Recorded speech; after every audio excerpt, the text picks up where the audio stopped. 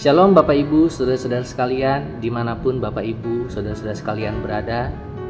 Apa kabar semuanya? Semoga kita dalam kondisi yang sehat dan baik, dan tentu saja dalam perlindungan Tuhan kita, Yesus Kristus.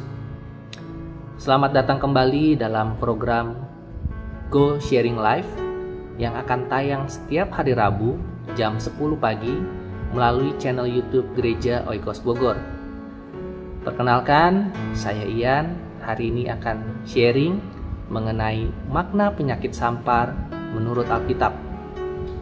Jauh hari sebelum wabah-wabah penyakit menular itu muncul di dunia, Alkitab sudah lebih dahulu mengabarkan bahwa menjelang akhir zaman, wabah penyakit sampar akan menimpa dunia ini.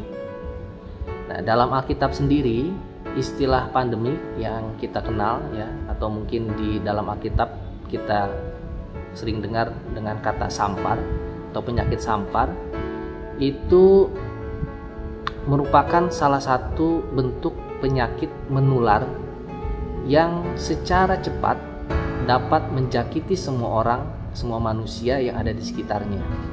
Itulah kurang lebih penjelasan mengenai penyakit sampar supaya kita bisa pahami dahulu. Nah, seperti halnya yang kita alami sekarang, wabah COVID-19 atau pandemi COVID-19 ini bisa kita bilang merupakan salah satu tanda akhir zaman. Ya, kita atau saya sebagai orang percaya yakin Tuhan punya pesan tersendiri, yaitu Tuhan ingin mengingatkan ya supaya kita sebagai orang percaya ini hidup benar di hadapan Tuhan ya.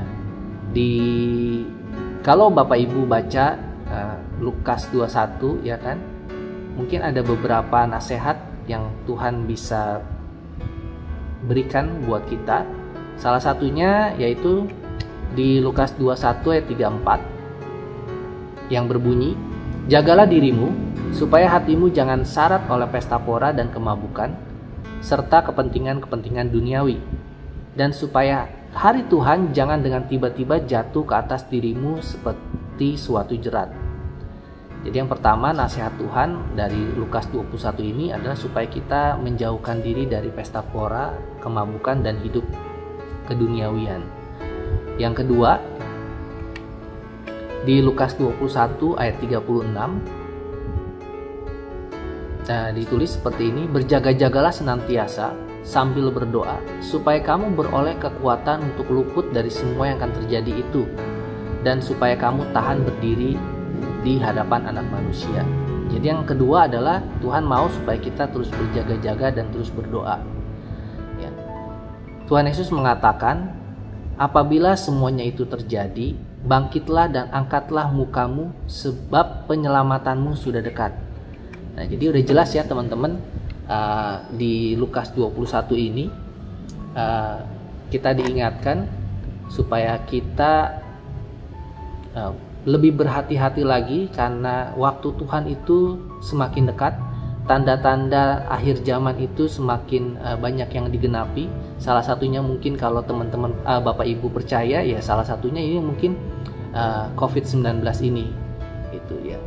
Untuk saya pribadi, saya sendiri percaya bahwa Tuhan sedang bekerja supaya rencana Tuhan atas kehidupan kita di dunia ini boleh terlaksana. Untuk itu saya sebagai sesama orang yang percaya wajib untuk kita bisa saling mengingatkan satu sama lain.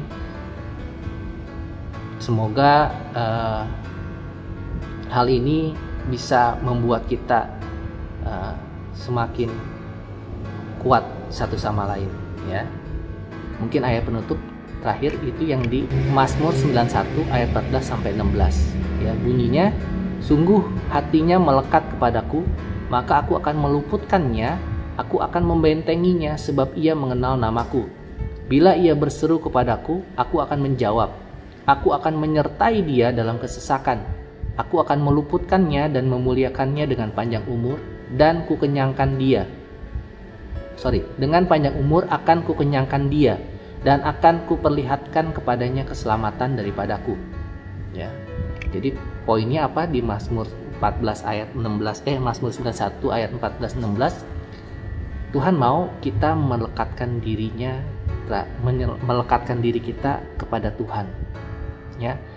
Bukti bahwa hati kita melekat pada Tuhan yaitu ketika kita mau tunduk dan taat untuk melakukan setiap perintah Tuhan. Ya. Orang yang mengenal Tuhan pasti akan berusaha untuk mencari Tuhan dalam kondisi apapun. Ya. Kita tidak bisa bergantung kepada pemikiran kita sendiri, tapi kita harus bergantung kepada Tuhan.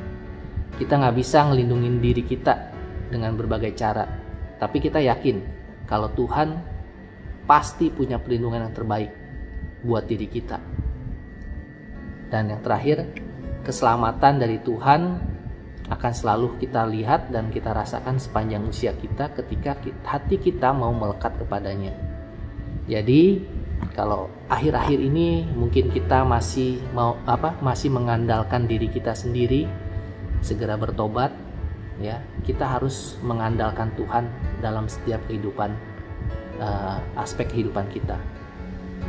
Ya, jadi sekian mungkin yang bisa saya sharingkan buat Bapak Ibu, saudara-saudara sekalian.